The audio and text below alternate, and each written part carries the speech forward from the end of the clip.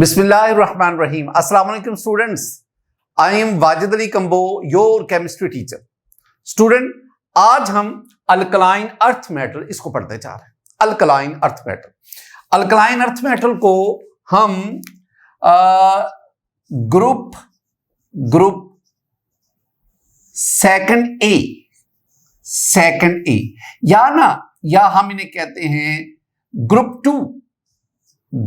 To. दोनों में से जो मर्जी आप कह लें. Group two. अब ये जो आपके पास अल्कलाइन अर्थ मेटल हैं, नेम रीजन की तरफ आ जाए. पहले हम अल्कलाइन अर्थ मेटल को देख लेते हैं. अल्कलाइन अर्थ मेटल में मेरे पास है बेरिलियम, मेरे पास है मैग्नीशियम, मैग्नीशियम के बाद मेरे पास आ गया कैल्शियम, स्ट्रोनेशियम, बेरियम और फिर रेडियम.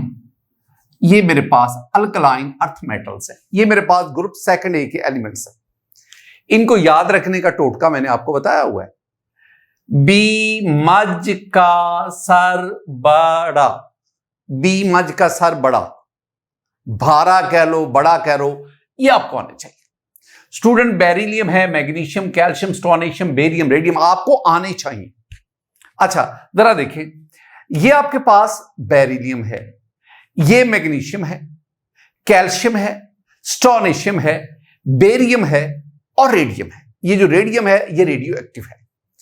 अब ना आप इनको देखेंगे ना, ये सारे के सारे शाइनी सिल्वरी अपीयरेंस रखते हैं. Shiny silvery appearance. ये ज्यादा हार्ड नहीं होते. Beryllium is very hard. Beryllium तो इतना हार्ड होता है जैसे आयरन है, बाकी सॉफ्ट हैं. लेकिन ये जो है ना alkaline earth metal second A group elements, ये अल्कली मेटल की निस्बत कंपैरेटिवली हार्ड होते हैं. स्टूडेंट, अब आप देखो नेम रीजनिंग. वजह अल्कलाइन और अर्थ और फिर metal. Why they are called the alkaline. Alkaline नाम रखने की वजह है कि जब हम इनका एक्वस सॉल्यूशन में, अब इनको वाटर में डालते हैं तो इनको जो एक्वस सॉल्यूशन बनता है, इनका aqueous solution strong basic solution होता है. Strong basic.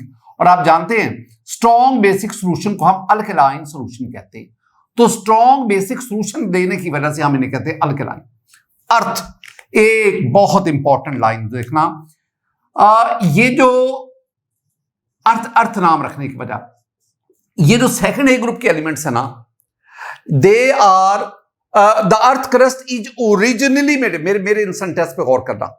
जो अर्थ क्रस्ट है यानी the outer portion of the earth, जमीन का बाहर वाला 35 किलोमीटर का जो क्रस्ट है, जो ऊपर छिलका है 35 किलोमीटर, जो अर्थ क्रस्ट है ना, that is originally composed of the silicate और alumino silicate of second A group. मेरी बात को गौर से, मैंने क्या कहा कि अर्थ क्रस्ट जो है, this is the outer portion of earth.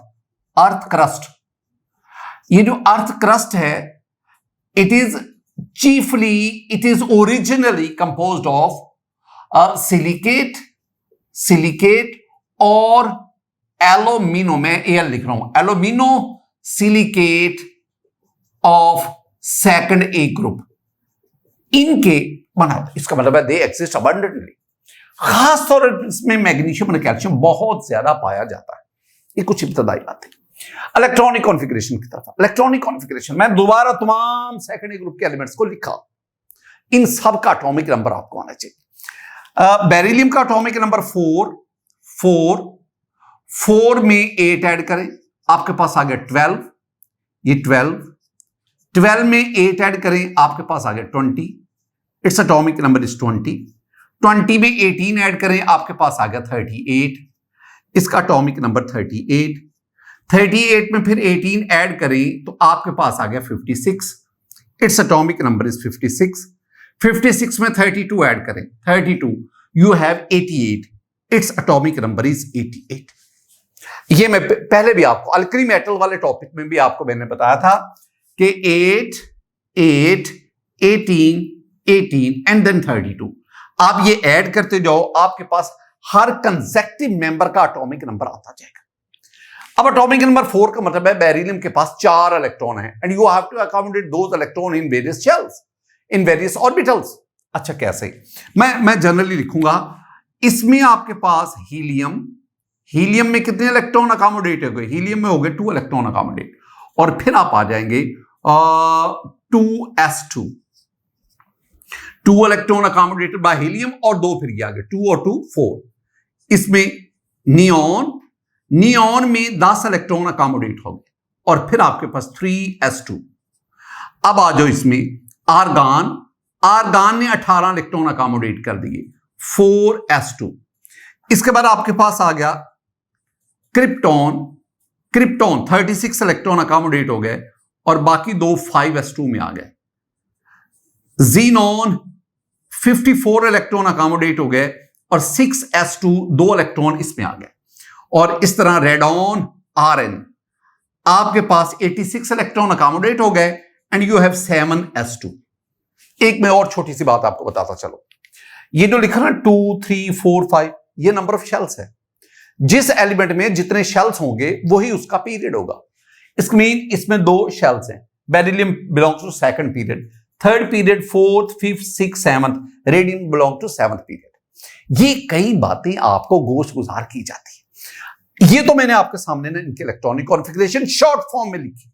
अब मैं क्या चाहता हूं, मैं चाहता हूं इनकी आउटर मोस्ट इलेक्ट्रॉनिक कॉन्फ़िगरेशन, इनकी जो general general general valence shell electronic, मैं इसी लिख रहा हूं इलेक्ट्रॉनिक कॉन्फ़िगरेशन।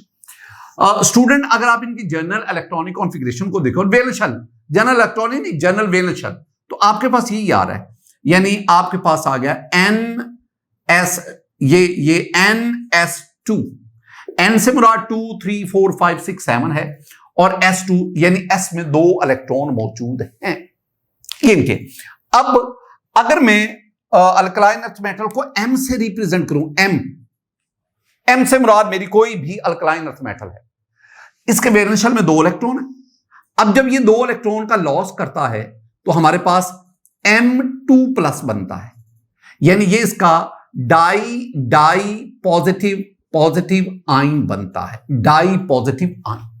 एक बात ध्यान में रखना, बहुत इंपॉर्टेंट, आप अल्कलाइन अर्थ मेटल के जितने मर्जी एलिमेंट ले लें, जितने मर्जी कंपाउंड ले लें, इनकी हमेशा ऑक्सीडेशन स्टेट +2 होगी, यानी इनकी जो ऑक्सीडेशन स्टेट है ना, ऑक्सीडेशन स्टेट ये हमेशा +2 होगी, जितने मर्जी आप इनके कंपाउंड देख लें। आप MgSO4 देख लें, MgSO4 देख लें, आप MgO देख लें, आप BaO2 देख लें, जो मर्जी इनका कंपाउंड ले लें, जो मर्जी कंपाउंड ले लें, इनकी ऑक्सीडेशन स्टेट हमेशा 2+ होगी, ये 2+ होगी, ये 2+ होगी। और मैं 2 बातें करता हूं, जब आप इनको एलिमेंटल फॉर्म में लेते हैं, जब इनको आप मेटेलिक फॉर्म में लिखते हैं, यानी जब आप सिर्फ Mg लिखेंगे, जब आप सिर्फ Ca लिखेंगे, साधारण जब आप एलिमेंटल फॉर्म में लेते हैं तो अब तो इनकी ऑक्सीडेशन स्टेट 0 होती है ना, लेकिन जब ये किसी भी कंपाउंड फॉर्म में आते हैं फिर इनकी ऑक्सीडेशन, यानी इनकी ऑक्सीडेशन स्टेट +2 होती है, जो कि फिक्स्ड है, और ये नॉन वेरिएबल है, नॉन वेरिएबल। स्टूडेंट ये हमारे पास है। अच्छा, मैं एक और भी बात बताता चलूं, जब आप अल्कली मेटल्स की बात करते हैं, एक बड़े खूबसूरत बात, अल्कली मेटल्स की जब आप बात करते हैं ना, तो अल्कली मेटल्स में बैरिलियम किधर आ जाता है, लिथियम, फिर सोडियम, पोटाशियम, रुबीडियम, सीजियम। फिर मैं अल्कली मेटल की बात कर रहा हूं, ये मैं कैल्शियम के साथ पोटाशियम, फिर रुबीडियम, फिर सीजियम। ये अब ये जो अल्कली मेटल्स है ना, potassium, rubidium, caesium, very low ionisation energy की वजह से ये फोटो मेटल्स के तौर पर जान दी जाती है। इनको अपना ये बात ध्यान में रखनी है, दीज आर फोटो मेटल्स। लेकिन ये जो है ये फोटो मेटल्स नहीं है, ये जो फोटो सेल्स हैं उनमें alkali metal, potassium, rubidium, caesium, वजह उनके आयोनाइजेशन एनर्जी बहुत, लेकिन इनमें ऐसा ट्रेंड नहीं है। ये मैंने सारी की सारी बातें जो आपको, मैं एक और आपको बात बताते चलूं, अगर आप चाहते हैं ना कि ये हमें याद भी रहे, आसानी से याद भी हो और याद भी रहे, और ये हमारे एंटी टेस्ट में काम भी आए ये बातें, तो बेहतरीन तरीका है कि आप अल्कलाइन अर्थ मेटल और अल्कली मेटल दोनों के लेक्चर्स को कंपेयर करो।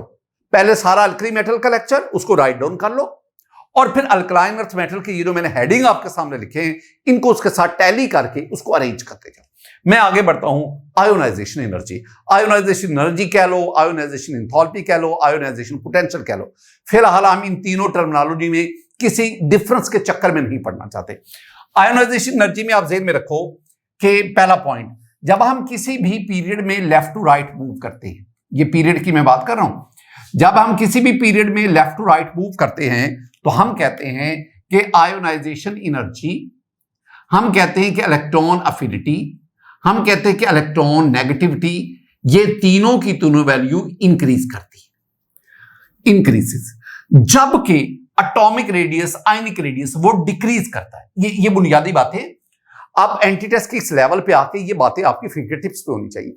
अच्छा, इसका मतलब है कि यहां पे आपके पास फर्स्ट ए ग्रुप आता है अल्कली मेटल्स, यहां आपके पास सेकंड ए ग्रुप आता है अल्कलाइन अर्थ मेटल। जब आप यूं जा रहे हैं तो इसका मतलब है अल्कली मेटल्स की निस्बत अल्कलाइन अर्थ मेटल की आयोनाइजेशन एनर्जी की वैल्यू ज्यादा है। यानी मैं कह सकता हूं कि आयोनाइजेशन एनर्जी किन की, ग्रुप टू से मेरी मुराद है alkaline earth metal, is greater than ionisation energy of group one से मुराद मेरी। यही बात मैं इनके बारे में भी कहूंगा। पहले तो ये बात है, यानी अल्कलाइन अर्थ मेटल से इलेक्ट्रॉन का लॉस मुश्किल है as compare to alkali metal, वहां से लॉस ऑफ इलेक्ट्रॉन आसान है। अब आप इसको रिएक्टिविटी से भी जोड़ दे, आप इसको रिड्यूसिंग एजेंट स्ट्रेंथ से भी जोड़ दे। मैंने आपको क्या समझाया? मैंने आपको समझाया था कि जो रिएक्टिविटी है ना, रिएक्टिविटी ऑफ मेटल्स, ये दोबारा मैं रिवाइज कर रहा हूं, reactivity of metals that is inversely proportional to ionisation energy. अब इससे ना खुद अंदाजा लगाओ, चूंकि पहले तो आप ओवरऑल देखो ना, पीरियोडिक टेबल में अल्कली और अल्कलाइन अर्थ मेटल, इनकी आयोनाइजेशन एनर्जी सबसे कम है। अगर इनकी सबसे कम है तो इनकी रिएक्टिविटी सबसे ज्यादा है। लेकिन अगर आप अल्कली और अल्कलाइन अर्थ मेटल दोनों की रिएक्टिविटी को कंपेयर करो तो definitely alkali metals are more reactive than. ये मेरी ना दोनों बातों को ज़हन में रखा करो। मैंने क्या कहा पहले, ओवरऑल पीरियोडिक टेबल 118 एलिमेंट्स में कंपैरिजन लाओ, उनमें मोस्ट रिएक्टिव एलिमेंट्स जो हैं वो अल्कली और अल्कलाइन अर्थ मेटल है। वजह, इनकी आयोनाइजेशन एनर्जी सबसे कम है। लेकिन अगर आप इन दोनों में कंपेयर करो तो इन दोनों में किसकी कम है?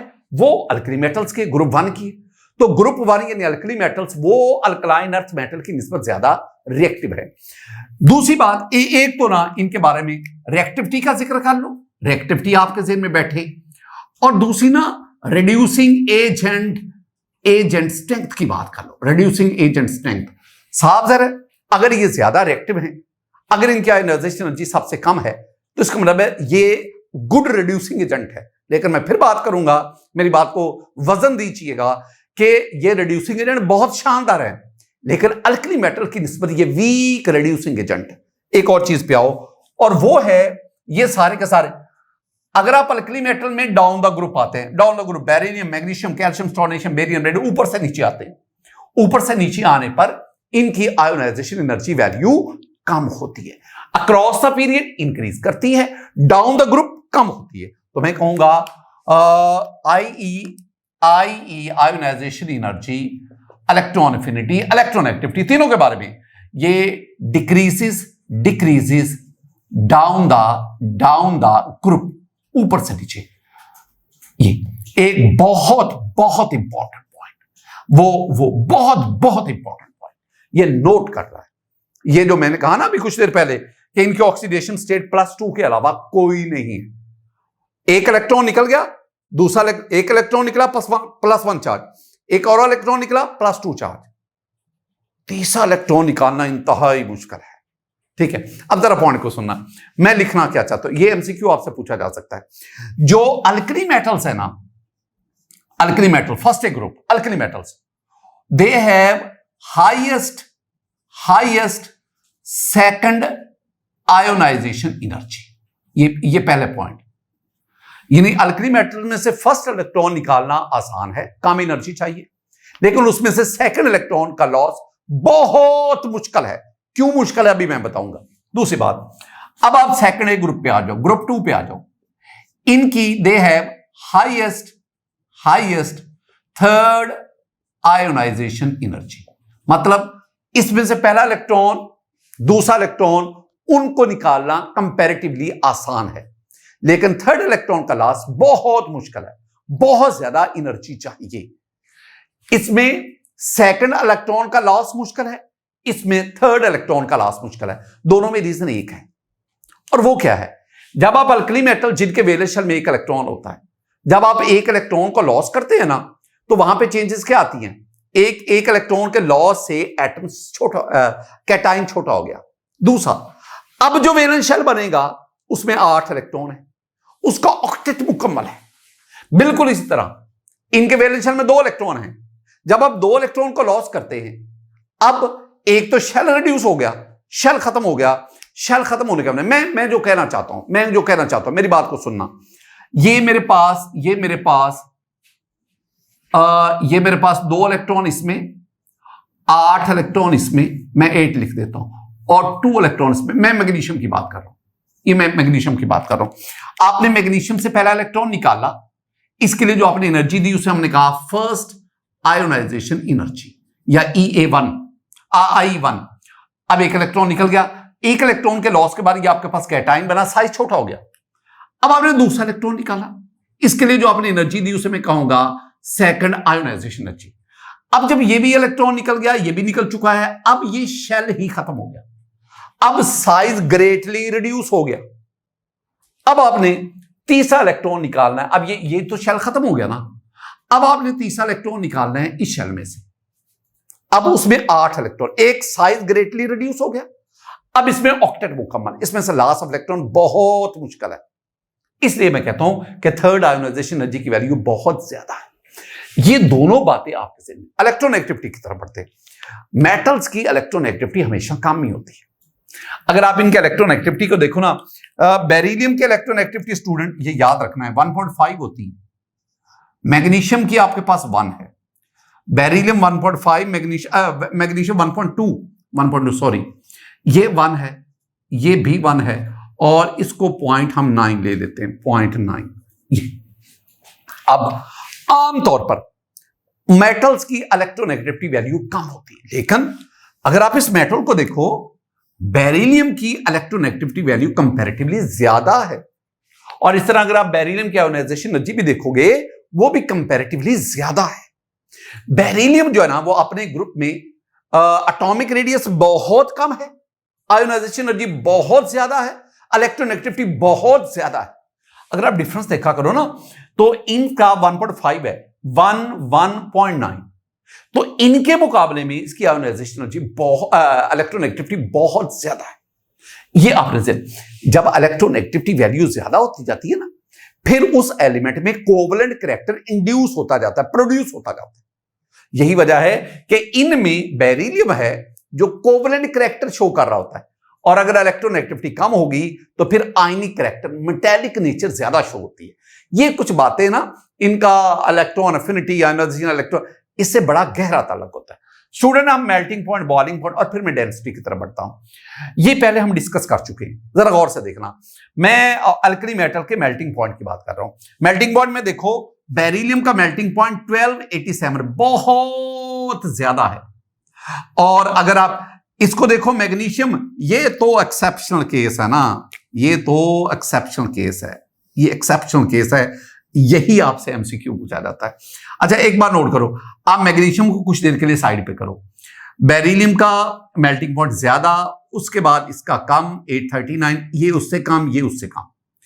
लेकिन अगर आप मैग्नीशियम को देखोगे, मैग्नीशियम की वैल्यूज यहां पे आ रही मेल्टिंग पॉइंट के लिहाज से। मैं जरा एक ग्राफ स्टूडेंट आपके साथ शेयर करना चाहता हूं, इस ग्राफ को देखें।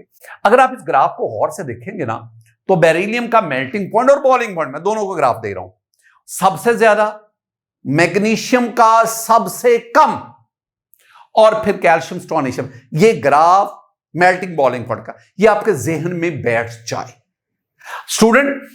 अब वजह क्या है? वजह मैं पहले आपको बता चुका हूं, ये कोई नई बात नहीं आई, मैं आपको बता चुका हूं।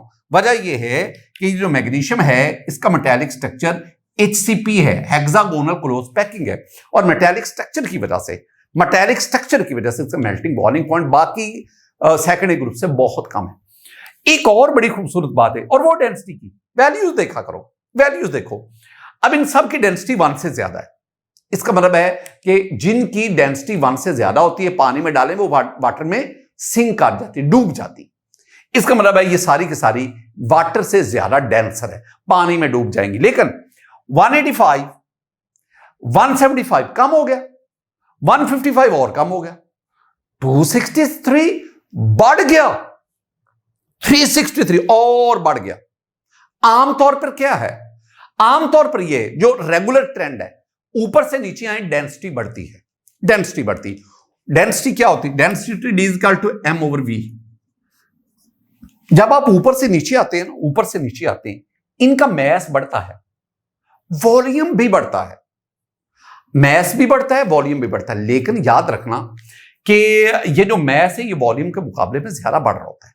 अब अगर आप इस वैल्यू को देखो, ज्यादा, कम, कम, फिर ज्यादा और फिर बहुत ज्यादा। यानी अगर मैं यही बात ग्राफ की सूरत में दिखाऊं तो ये देखो, बेरिलियम, मैग्नीशियम, कैल्शियम, स्टोनिशियम, ये मैं सिर्फ आपसे ये कहना चाहता हूं कि आप जहां कहीं भी वेरिएशन देखें, जहां कहीं भी ट्रेंड से हट रहे हो, तो फिर आपको वो चीज याद करनी पड़ेगी। इनकी रीजंस भी आपको आनी चाहिए। स्टूडेंट, हम आगे बढ़ते हैं और मेरे पास है हाइड्रेशन एनर्जी।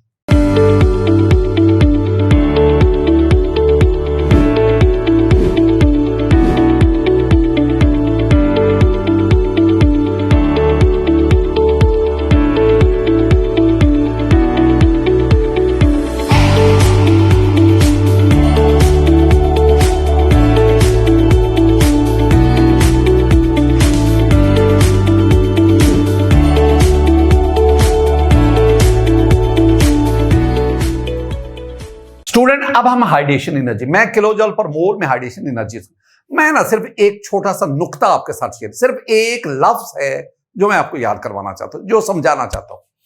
आप ना ग्रुप 2 को देखो, alkaline earth metal, beryllium 2337, magnesium 1897, calcium 1619। इसके बेरिलियम के कॉरेस्पॉन्डिंग अल्कली मेटल में लिथियम आता है, मैग्नीशियम के कॉरेस्पॉन्डिंग सोडियम आता है, कैल्शियम के कॉरेस्पॉन्डिंग पोटाशियम आता है। अब जरा देखिएगा, लिथियम 505, आप 500 कह लें, 500, और ये 2337, यानी बेरिलियम की हाइड्रेशन एनर्जी ये लिथियम से तकरीबन 5 टाइम ग्रेटर है, 5 गुना। ये लफ्ज 5 गुना, 5 टाइम्स, ये सिर्फ आपको समझाना। अगर आप इसको देखो, 475 सोडियम, और ये तकरीबन इससे 5 टाइम ज्यादा हो गया, 384, तकरीबन 5 टाइम, तकरीबन 5 टाइम ज्यादा है। इसका मतलब है द हाइड्रेशन एनर्जी, मैं ये सेंटेंस आपको याद करवाना चाहता हूं। मैंने वैल्यूज बताई, अभी मैं लॉजिक की तरफ आऊंगा। मैंने क्या कहा, मैंने कहा कि hydration energy of group 2 alkaline earth metal is 5 time greater than hydration energy of alkali metals group 1। ये मैंने 5 टाइम का लफ्ज आपको बताना। रीजन क्या वजह है बेटा जी? Hydration energy it depends upon charge to size ratio, जिसे हम चार्ज डेंसिटी कहते हैं। हाइड्रेशन एनर्जी डिपेंड करती है चार्ज डेंसिटी पर, चार्ज डेंसिटी। और चार्ज डेंसिटी हम किसे कहते हैं? हम कहते हैं चार्ज ओवर साइज, जिसमें charge to size ratio, charge to size ratio. आप मैग्नीशियम और सोडियम की बात कर लो। अब आप कैटाइन को देख लो, ये सोडियम का कैटाइन है, ये सोडियम का कैटाइन +1 Na+1। ये मेरे पास मैग्नीशियम का कैटाइन है +2 2+ Mg2+। अब दो चीजों देखें। पहली बात, आप इस पे चार्ज को देखें, इस पे चार्ज +2, इस पे चार्ज +1, यानी इस पे चार्ज डबल है। अगर चार्ज डबल है तो चार्ज की वजह से चार्ज डेंसिटी भी ज्यादा होगी, और अगर चार्ज डेंसिटी ज्यादा होगी तो हाइड्रेशन एनर्जी भी ज्यादा होगी। दूसरी बात, साइज को देखें, इसका साइज बड़ा है, इसका साइज छोटा है। अब साइज कम है, साइज कम होने की वजह से भी चार्ज डेंसिटी क्या होगी? ज्यादा होगी। इसका मतलब है ये जो दोनों फैक्टर्स हैं ये हमें कन्विंस करते हैं कि जो मैग्नीशियम आयन है इसकी चार्ज डेंसिटी सोडियम आयन से ज्यादा है। अगर मैग्नीशियम आयन की चार्ज डेंसिटी ज्यादा है तो डेफिनेटली इसकी हाइड्रेशन एनर्जी भी सोडियम आयन से ज्यादा होगी। ये पॉइंट। और अगर आप इसके बाद एल्यूमिनियम की तरफ बढ़ जाएं, एल्यूमिनियम के केस में स्टूडेंट्स, एल्यूमिनियम के केस में क्या होगा, साइज और कम हो गया, चार्ज और बढ़ जाएगा Al3+। और उसके केस में अगर मैं चार्ज डेंसिटी की बात करूं तो वो तो बहुत ज्यादा हो जाएगी, और उसके केस में जाके हाइड्रेशन एनर्जी इससे भी बहुत ज्यादा हो जाएगी। आपने हाइड्रेशन एनर्जी को चार्ज डेंसिटी इसके सपुर्द कर देना है, इस पे डिपेंड करवाना है, और चार्ज डेंसिटी इस पे है। अच्छा, हम बढ़ते हैं अकरेंस। अकरेंस में मैंने पहले आपसे बात की कि पीरियोडिक टेबल में alkali metal, alkaline earth metal, जिसे हम एस ब्लॉक एलिमेंट्स कहते हैं, they are highly reactive, they are highly reactive, और रिएक्टिव होने की वजह से they do not occur in free state, हमेशा आपको कंबाइंड स्टेट में मिलेंगे, हमेशा आपको कंबाइंड स्टेट में मिलेंगे। मसलन आपके पास सोडियम है, पोटेशियम है, अल्कली मेटल्स, मैग्नीशियम है, कैल्शियम है, alkaline earth metal, they exist in rocks as cation. Sodium silicate, magnesium silicate, calcium silicate, calcium aluminium silicate वगैरह वगैरह, उसमें सिलिकेट, एल्यूमिनेट वो एनाइन है, और जो है ये कैटाइन के। Magnesium halide, magnesium halide I mean MgCl2, magnesium chloride, magnesium bromide, ये मैग्नीशियम हेलाइड मेन है, दे एग्जिस्ट इन सी वाटर। और एक और भी आपको पता है, दो बातें हम करते हैं, हम कहते हैं जो हीमोग्लोबिन है उसमें जो मेटल पाई जाती है दैट इज आयरन, और जो क्लोरोफिल है उसमें जो मेटल पाई जाती है, हीमोग्लोबिन और क्लोरोफिल स्ट्रक्चर वाइज सेम है, और दोनों में जो बेसिक डिफरेंस है that is the presence of metal. In haemoglobin iron is present, while in chlorophyll we have the magnesium, तो magnesium is present in chlorophyll। उसके बाद आप कैल्शियम की बात कर लो। कैल्शियम जो है, कैल्शियम सल्फेट की फॉर्म में, कैल्शियम फ्लोराइड की फॉर्म में अर्थ क्रस्ट में मौजूद है। कैल्शियम जो है it is present in the skeletal of living organism, living organism का जो स्केलेटन है उसमें मौजूद है। हमारे टीथ, बोन्स, सीशल, एगशेल्स और are made up of calcium, calcium है। मैं स्टूडेंट आपके साथ ये एक टेबल शेयर करने जा रहा हूं। ये टेबल ना मैं दोबारा याद करने की कोई खास जरूरत नहीं है, मैं सिर्फ अपना फर्ज पूरा करता हूं कि मैंने सब चीजें आप तक कन्वे कर दी है। इस टेबल में आप देखोगे आपके पास नेम ऑफ मिनरल्स है, और उसके बाद उनके केमिकल फार्मूलाज हैं। बेरिलियम, उसकी दो मिनरल, बेराइल, क्राइसोबेराइल है। मैग्नीशियम की है, मैग्नीसाइट, डोलोमाइट, कैल्साइट। एप्सम सॉल्ट है, सोप स्टोन है जिसे हम टॉक कहते हैं। इसके बाद एस्बेस्टॉस है। कैल्शियम की है, कैल्साइट है, जिप्सम है, फ्लोराइट है, फास्फोराइट है। स्टोनिशियम की है, स्टोनिशियम की स्टोनशोनाइट है। आपका बेरियम का बेराइट है। All these are minerals of alkaline earth metals. Student, मैं फ्लेम टेस्ट की तरफ आता हूं। फ्लेम टेस्ट की तरफ आपने अल्कली मेटल्स को पढ़ा, लिथियम, सोडियम, पोटेशियम, तो all alkali metals they exhibit the flame test. You can distinguish the alkali metals on the basis of their flame test. Similarly, alkaline earth metals ये भी flame test। आप ना अब majority books को देख लो, books क्या कहती हैं? बुक्स कहती हैं, मेजॉरिटी बुक्स वो कहती हैं जी कि अल्कलाइन अर्थ मेटल में जो बेरिलियम है और जो मैग्नीशियम है ये दोनों फ्लेम टेस्ट नहीं देते। Do not give, show, exhibit flame test, ये बुक्स कहती है। मैं भी मान लेता हूं। हम कहते हैं क्यों ऐसा क्यों है? वो कहते हैं कि इनके ना स्मॉल साइज होने की वजह से इनकी आयोनाइजेशन एनर्जी ज्यादा होती है। अल्कली मेटल सारी की सारी क्यों देती? क्योंकि उनकी आयोनाइजेशन एनर्जी कम है। इसका मतलब हुआ कि फ्लेम टेस्ट का आयोनाइजेशन एनर्जी से बहुत गहरा ताल्लुक है। ये बुक्स कह रही है ना, मैंने भी आपको बता दिया। कैल्शियम के बारे में कहा जाता है, कैल्शियम के बारे में कहा जाता है इसका जो फ्लेम कलर है वो ऑरेंज रेड है, ऑरेंज रेड है। कुछ बुक्स कहती है नहीं ब्रिक रेड है। चलें मैं दोनों। स्टोनिशियम के बारे में कुछ कहती हैं जी ये रेड है, कुछ कहती नहीं ये रेड नहीं है, ये क्रिम्सन है। चलें एक जैसे लगते हैं। और ये वाले जो है ये ग्रीन कलर का दे रहे हैं, और जो रेडियम है वो भी रेड स्टोनिशियम की तरह देता है। मेरा एक छोटा सा इख्तलाफ है, और वो है कि ये मैंने सारी बातें मान ली हैं और मैंने आपको पढ़ा दी। एंड पे मैं सिर्फ इख्तलाफ कर रहा हूं थोड़ा, वो ये है बेरिलियम और मैग्नीशियम ये दोनों भी फ्लेम टेस्ट देते हैं, लेकिन वजह वाला क्या है, इनका जो फ्लेम कलर होता है वो इंटेंस वाइट होता है, शदीद सफेद किस्म का वाइट। अब मैग्नीशियम के बारे में हम नेक्स्ट पढ़ते हैं अभी कि मैग्नीशियम को जब हवा में, एयर में जलाया जाता है तो it Burns with intense white flames, तो वो कलर ही है। अब असल हमारा मसला क्या है, हम व्हाइट को कलर ही नहीं मानते, हम कहते व्हाइट कलर ही नहीं, it is a combination of colours. तो हम व्हाइट को कलर, अगर व्हाइट को कलर मान लो व्हाइट को कलर, तो भाई इन दोनों का जो फ्लेम कलर है वो व्हाइट होता है, बेरिलियम और मैग्नीशियम का। अगर आप टेक्निकली व्हाइट को कलर ही नहीं मानते तो फिर कह दो ये दोनों जो है ये फ्लेम टेस्ट नहीं देते। स्टूडेंट, हम आगे बढ़ते हैं और हम reactions of alkaline earth metal की तरफ आते हैं।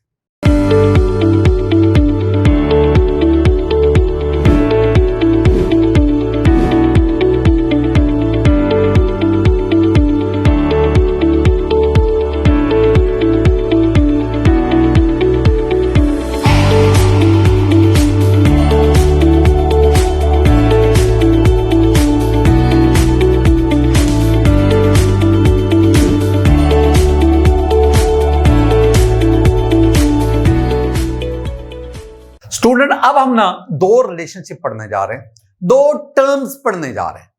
एक है डायगोनल रिलेशनशिप और एक टर्म है ब्रिज एलिमेंट्स। मैं आपको ना इनका ये एमसीक्यू पूछा जा सकता है ना, आपको हर किस्म के एमसीक्यू के लिए अपने आप को तैयार रखना है। मैं ना इन दोनों टर्म्स को समझाने के लिए ना मैं पीरियड नंबर टू और पीरियड नंबर 3 इनकी बात करूंगा। पीरियड नंबर टू में मेरे पास जो एलिमेंट्स है वो है lithium, beryllium, boron, carbon, nitrogen, oxygen, fluorine, neon and so on. मैं तो यहीं तक रहूंगा ना, मैंने तो आपको एक बेसिक कॉन्सेप्ट देना। पीरियड नंबर 3 पे आ जाओ। आपके पास सोडियम है, सोडियम के बाद आपके पास मैग्नीशियम है और आपके पास एल्यूमिनियम है, सिलिकॉन है, फास्फोरस है एंड सो ऑन। ये अब जरा इस लफ्ज पे गौर करना, डायगोनल जो है ना, डायगोनल, अगर मैं इसके मीनिंग आपको बताऊं, डायगोनल ये आपके पास ना ट्राइंगल है, ये मैं छोटी सी ट्राइंगल बना रहा हूं। इस ट्राइंगल में this one is base, this one is perpendicular, मैं you perpendicular, and this one is hypotenuse, this one is diagonal. Diagonal का वैसे मतलब होता है ये वाला डायगोनल है, ये तिरछा, डायगोनल रिलेशनशिप, तिरछा रिलेशनशिप, हाइपोटेन्यूजिक रिलेशनशिप। देखो ये आपके पास ट्राइंगल देखना, ये आपके पास बेस, ये आपके पास perpendicular and this is called diagonal. इसका मतलब है कि लिथियम और मैग्नीशियम में ये जो रिलेशन है, इस रिलेशन को हम कहते हैं डायगोनल रिलेशनशिप। बिल्कुल इसी तरह बेरिलियम और एल्यूमिनियम में डायगोनल रिलेशनशिप, बोरॉन और सिलिकॉन में डायगोनल रिलेशनशिप, कार्बन और फास्फोरस में डायगोनल। ये जो डायगोनल रिलेशनशिप है ना, ये यहां तक वेरी मच अफेक्टिव है, उसके बाद इसकी अफेक्टिवनेस कम होती जाती है। बहरहाल यहां तक तो ये बहुत ज्यादा अफेक्टिव है। मैं कहना क्या चाहता हूं, मैं कहना चाहता हूं कि जो पीरियड 2 है ना, इसके एलिमेंट्स जैसे लिथियम है, लिथियम बाकी ग्रुप मेंबर के पास, बाकी अल्कली मेटल्स के साथ उतना क्लोज रिलेशन शो नहीं करता जितना मैग्नीशियम के साथ करता है। बेरिलियम बाकी अल्कलाइन अर्थ मेटल के साथ उतनी क्लोज रिजेंबलेंस शो नहीं करता जितना एल्यूमिनियम के साथ कर जाता है। यही बोरॉन, यही कार्बन। जब हम पढ़ते हैं अल्कली मेटल्स को, उसमें हम एक पढ़ते हैं पेक्यूलर बिहेवियर ऑफ लिथियम, यानी लिथियम वो कौन सी प्रॉपर्टीज है लिथियम जिसमें लिथियम बाकी अल्कली मेटल से डेविएट कर रहा है। हम पढ़ते हैं peculiar behaviour of beryllium, peculiar behaviour of boron, carbon, nitrogen. यानी ये जो एलिमेंट्स हैं ये किन किन प्रॉपर्टीज में बाकी ग्रुप मेंबर से डेविएट करते हैं, और यानी बाकी ग्रुप मेंबर से ये डेविएट करते हैं बहुत सारी प्रॉपर्टीज में, लेकिन ये अपने से अगले ग्रुप के सेकंड मेंबर के साथ क्लोज रिलेशनशिप शेयर करते हैं। तो सेकंड पीरियड के एलिमेंट का अपने से अगले ग्रुप के सेकंड मेंबर के साथ, मैं जितनी बात करता हूं उतनी बात को पिक किया करो जितनी मैं बात करता हूं। तो सेकंड पीरियड के ये जो एलिमेंट्स हैं इनका अपने से अगले ग्रुप उसके सेकंड मेंबर के साथ, lithium is the member of second period, इसका अपने से अगला ग्रुप सेकंड ग्रुप उसके सेकंड मेंबर के साथ मैग्नीशियम के साथ, ये जो रिलेशन है दिस इज कॉल्ड। अच्छा, अब इसका मतलब है lithium show diagonal relationship with magnesium, ये मैं एमसीक्यू बोल रहा हूं। Beryllium shows diagonal relationship with aluminium, ये ऑप्शन आ गया। Boron show diagonal relationship with silicon and so on. एक और बात, लिथियम मैग्नीशियम के साथ क्यों डायगोनल रिलेशनशिप शो करता है? वजह क्या है? वजह एक सिर्फ सिंपल है, दोनों का आयनिक रेडियस तकरीबन एक जैसा है, दोनों की चार्ज रेशो तकरीबन एक जैसी है। तो एटॉमिक या चार्ज रेशो एक जैसी होने की वजह से इनकी प्रॉपर्टीज एक दूसरे के बहुत क्लोज है। यही वजह है कि ये एक तो डायगोनल रिलेशनशिप आ गया, यानी डायगोनल रिलेशनशिप कौन शो करेगा? लिथियम शो करेगा मैग्नीशियम के साथ। डायगोनल रिलेशनशिप कौन शो करेगा? बेरिलियम शो करेगा एल्यूमिनियम के साथ एंड सो ऑन। अब आ जाओ ब्रिज एलिमेंट, ये दूसरा BRIDGE bridge elements. Students, second period के ये एलिमेंट्स जो डायगोनल रिलेशनशिप में इन्वॉल्व है, सेकंड पीरियड के एलिमेंट्स, इनको हम कहते हैं ब्रिज एलिमेंट्स। ये सारे के सारे ब्रिज एलिमेंट्स कौन से हैं? लिथियम है, बेरिलियम है, बोरॉन है, कार्बन है, नाइट्रोजन है, दीज आर ब्रिज एलिमेंट्स। और ये वाले जो है these are called typical elements. Typical elements, ये जो मैंने बातें आपसे शेयर की हैं, अगर ये एमसीक्यू आता है तो आप उसको आंसर करेंगे। अब हम आगे बढ़ते हैं। हमें अल्कलाइन अर्थ मेटल का ऑक्सीजन के साथ रिएक्शन, नाइट्रोजन के साथ रिएक्शन और फिर वाटर के साथ रिएक्शन, ये तीन किस्म के रिएक्शंस हमारी आउटलाइन में दिए हुए। पहले रिएक्शन विद ऑक्सीजन, मेरे पास बेरिलियम है, मैग्नीशियम को मैंने 2 दफा लिखा है, मेरे पास स्ट्रोनिशियम है और मेरे पास बेरिलियम। ऑक्सीजन के साथ रिएक्शन वेरी सिंपल, एक छोटी सी बात, मैं एम से मेरी मुराद सेकंड अल्कलाइन अर्थ मेटल है, सेकंड ग्रुप है। जब ये ऑक्सीजन से रिएक्शन करता है ना, 2 किस्म के ऑक्साइड्स बनते हैं, 2 किस्म के, एक MO बनता है, एक MO2 बनता है। 2 किस्म, मैं प्लस तो नहीं लिखूंगा मैं, ये एक MO2 बनता है। ये जो MO है इसमें ऑक्सीजन की ऑक्सीडेशन स्टेट -2 है, दिस इज नॉर्मल ऑक्साइड, ये नॉर्मल है।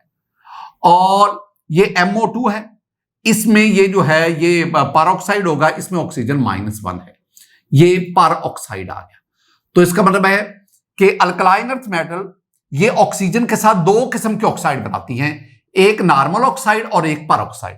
अब हमने देखना है कौन नॉर्मल बनाता है, कौन पर ऑक्साइड बनाता है। एक ही आपको मैंने पिछले लेक्चर में बताया था कि पर ऑक्साइड का साइज ये नॉर्मल ऑक्साइड से बड़ा होता है, यानी ये O2-1 पर ऑक्साइड, इसका जो साइज है ये बड़ा है। और जब आप ऊपर से नीचे आते हैं डेफिनेटली ये कैटायनिक रेडियस बढ़ता है, तो जितना साइज बड़ा होगा कैटाइन का, अल्कलाइन अर्थ मेटल कैटाइन का जितना साइज बड़ा होगा उतना वो पर ऑक्साइड फॉर्मेशन में ज्यादा इन्वॉल्व होगा। और जितना साइज, मैं कहना चाहता हूं बेरिलियम, मैग्नीशियम और कैल्शियम ये नॉर्मल ऑक्साइड बनाते हैं प्रेफरेबली, और जो स्ट्रोनेशियम और बेरियम है वो नॉर्मल नहीं बल्कि पर ऑक्साइड। स्ट्रोनेशियम तो दोनों बना देता है ना, नॉर्मल भी बनाता है पर भी बनाता है, लेकिन बेरियम जो है वो ज्यादातर पर। अब जरा सुनो मेरी बात, मैं ये कहूंगा कि ये जो बेरिलियम है ना, ये आम टेम्परेचर पर, रूम टेम्परेचर पर ये ऑक्सीजन के साथ रिएक्शन नहीं करता। बेरिलियम रूम टेम्परेचर पर, यानी बेरिलियम को आप रख छोड़ो, इसके ऊपर वाले जो एटम है जो बिल्कुल एट द सरफेस होंगे, at the surface of the metal, वो थोड़े बहुत ऑक्सीजन से रिएक्शन करके बेरिलियम ऑक्साइड बनाएगा, वो मजीद मेटल को प्रोटेक्ट कर लेंगे। लेकिन अगर आप बेरिलियम को हीट करें और इसको आप 800 डिग्री सेंटीग्रेड तक हीट करें तो इस पर यह रिएक्शन करेगा और आपके पास BeO बनेगा, बेरिलियम ऑक्साइड बनेगा। बिल्कुल इसी तरह मैग्नीशियम की मैं बात कर रहा हूं, मैग्नीशियम भी आप कह लो कि आम टेम्परेचर पर इसका रिएक्शन ना होने के बराबर है, स्लो है, लेकिन हीट करने पर यह भी इंटेंस व्हाइट फ्लेम से बर्न करता है और आपके पास MgO बनाता है, मैग्नीशियम ऑक्साइड। अच्छा, मैं एक और भी बात बताता चलूं, वो मैं ये बताता चलूं कि जब आप मैग्नीशियम को हवा में बर्न करते हैं, हवा में, एयर में, तो मैग्नीशियम हवा में मौजूद ऑक्सीजन से रिएक्शन करके मैग्नीशियम ऑक्साइड बनाता है, लेकिन साथ ही साथ ये हवा में मौजूद नाइट्रोजन से भी रिएक्शन कर जाता है। और ये बहुत मामूली मिकदार में Mg2N3 भी बनाता है, बल्कि Mg3N2 मैग्नीशियम नाइट्राइड भी बनाता है। ये आपके पास और ये मैंने तो मैग्नीशियम नाइट्राइड भी बनाता है, ये एक अलग बात है। स्टोनेशियम की बात की मैंने कहा, स्टोनेशियम दो किस्म की ऑक्साइड बनाता है बेटा जी। एक आपके पास ये SrO बनाएगा स्टोनेशियम, और एक ही SrO2 बनाएगा, दोनों। और बेरियम जो है ये हीट करने पर, यानी 500 to 600 डिग्री सेंटीग्रेड, ये हीट करने पर it will form the BaO2। अब ना 2-3 पॉइंट्स, ये तो बुक में लिखा हुआ है ना, तो मैंने उसकी बात करती। अब जरा कुछ बातें सुनना। ये जो है ना आपके पास, ये वाले दोनों, और ये कैल्शियम की भी बात कर लो, यानी मैं बात क्या करना चाहता हूं, मैं BeO की बात करना चाहता हूं, मैं MgO की बात करना चाहता हूं, मैं CaO की बात करना चाहता हूं, मैं SrO2 की बात करना चाहता हूं, मैं SrO की बात करना चाहता हूं, और मैं BaO2 की बात करना चाहता हूं। All this is entry test बेटा जी। अगर आप इसको पढ़ लो ना, BeO को, बहुत सारे मसाइल हल होते हैं। पहली बात, ये जो BeO है ये वाला, अच्छा ये सारे के सारे ज़हन में रखना है, beryllium oxide, magnesium, calcium oxide और ये स्टोनेशियम ऑक्साइड, ये सारे के सारे नॉर्मल एलिमेंट्स है। एक ज़हन में रखना है नॉर्मल, वो मैंने पहले बोल दिया था, नॉर्मल ऑक्साइड्स, एलिमेंट कह रहा हूं ऑक्साइड्स, ये नॉर्मल ऑक्साइड है। BeO, MgO, फिर CaO और फिर SrO। और दूसरे मैंने कौन से कहे, परऑक्साइड। परऑक्साइड आपके पास कौन से, परऑक्साइड मेरे पास है SrO2 और BaO2, ये दोनों परऑक्साइड है। एक तो ये क्लियर कर लो। दूसरे पॉइंट पे आओ, ये जो BeO है, this one is amphoteric oxide. Amphoteric मतलब ये एसिड से रिएक्ट करता है तो it will act as a base, और जब ये बेस से रिएक्ट करता है it will act as an acid.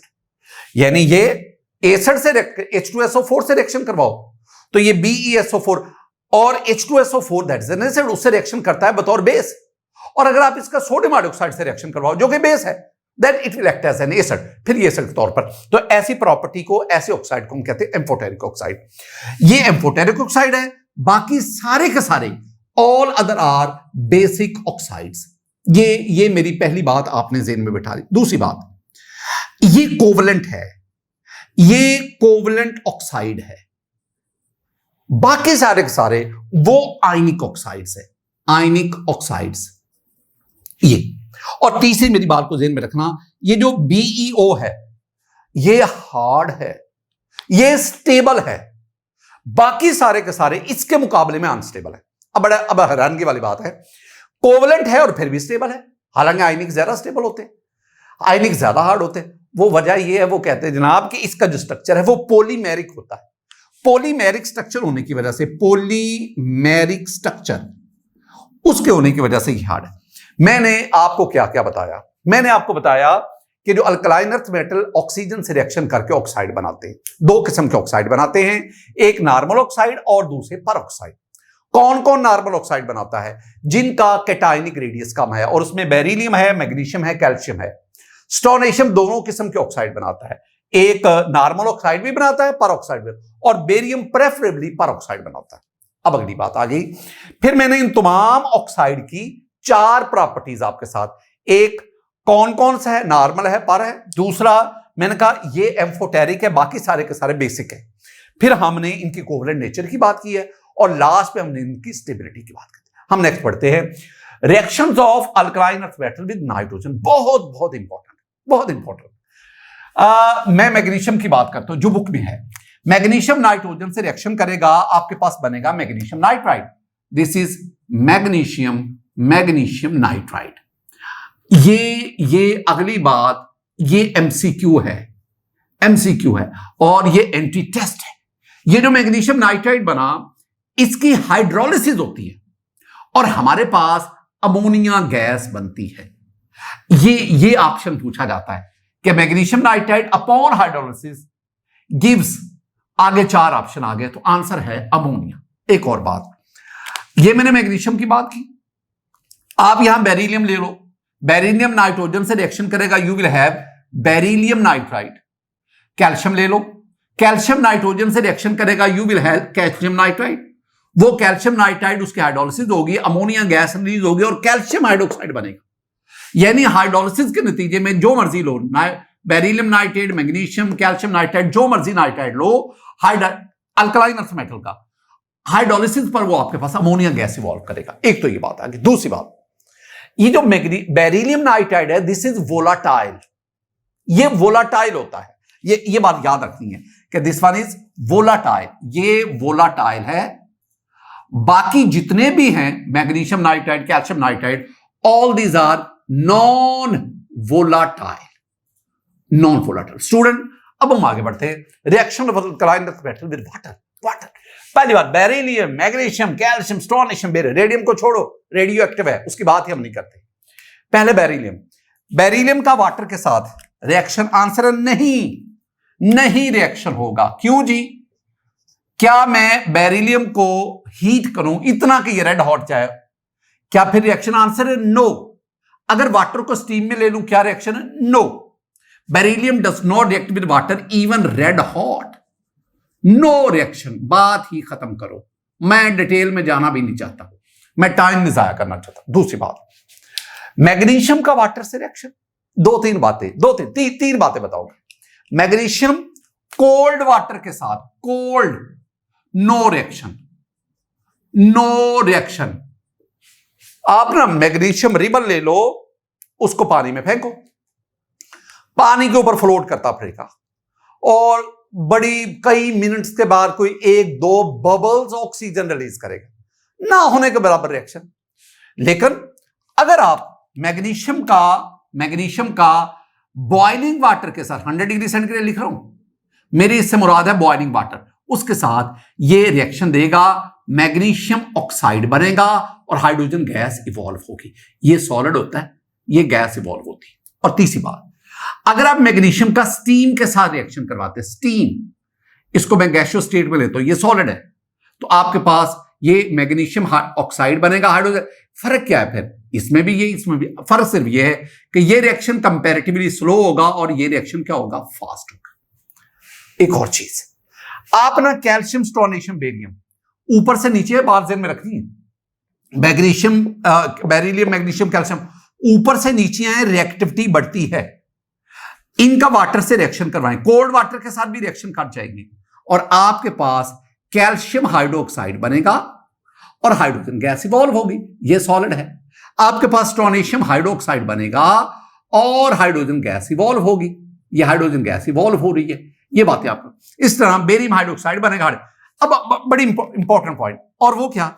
Magnesium ने वाटर से रिएक्शन किया, मैग्नीशियम ऑक्साइड बना, और इन मेटल्स ने वाटर से रिएक्शन किया तो इनके हाइड्रो ऑक्साइड बने।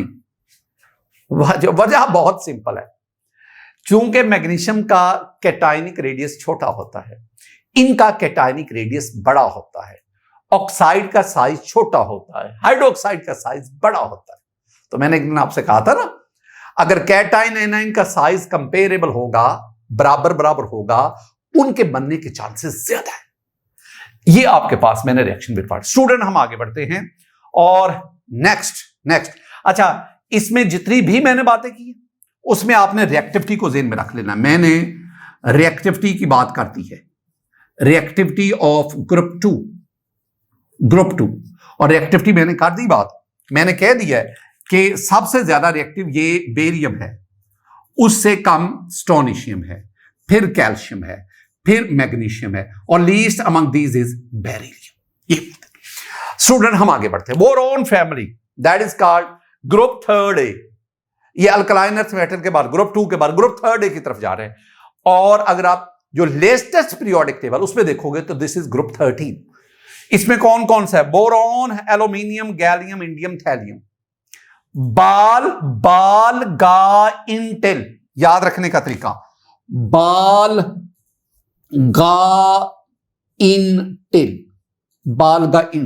स्टूडेंट्स, इनके ना 3 रिएक्शंस पीएमसी सिलेबस में, जरा देखिएगा। मैं इसमें एल्यूमिनियम को ले रहा हूं। Reaction of aluminium first of all with water. देखो, एल्यूमिनियम वाटर से रिएक्शन करेगा, एल्यूमिनियम हाइड्रोक्साइड बनेगा और हाइड्रोजन गैस इवॉल्व। बिल्कुल वैसा ही रिएक्शन जैसा स्ट्रोनेशियम, बेरियम और रेडियम ने किया था, वहां भी हाइड्रोक्साइड बना था और हाइड्रोजन गैस। दूसरा reaction with aluminium, where is reaction of aluminium with oxygen, very simple, aluminium is treated with oxygen and it give alumina, highly exothermic reaction होता है, थर्माइट प्रोसेस में यूज होता है। उसके बाद आपके पास क्लोरीन है, aluminium react with chlorine to give the AlCl3, aluminium chloride. मैं ज्यादा इनकी डिटेल में नहीं जाऊंगा, आपने ये तीनों रिएक्शन जहन में रखने हैं। स्टूडेंट, ये था हमारा आज का लेक्चर, जिसमें हमने ग्रुप सेकंड ए जिसे हमने अल्कलाइन अर्थ मेटल कहा, और हमने बोरॉन फैमिली जिसे हमने ग्रुप थर्ड ए या ग्रुप 13 कहा, उनको स्टडी किया। मेरी हमेशा आपके लिए दुआएं हैं, अल्लाह ताला आपको खुश रखे, अल्लाह ताला आपसे राजी हो, और जिस बंदे से अल्लाह ताला राजी हो जाए ना, कायनात की हर एक चीज उससे खुश हो जाती है, अल्लाह की रहमतों की उस पर बरसात हो जाती है। अल्लाह ताला इस दुनिया में, अल्लाह ताला आखिरत में आपको कामयाबी नसीब फरमाए, अल्लाह ताला आपकी इस मेहनत को कबूल करे, और अल्लाह ताला आपके दिल में दूसरों के लिए मोहब्बत पैदा फरमाए। खुश रहें। अस्सलाम वालेकुम व रहमतुल्लाह।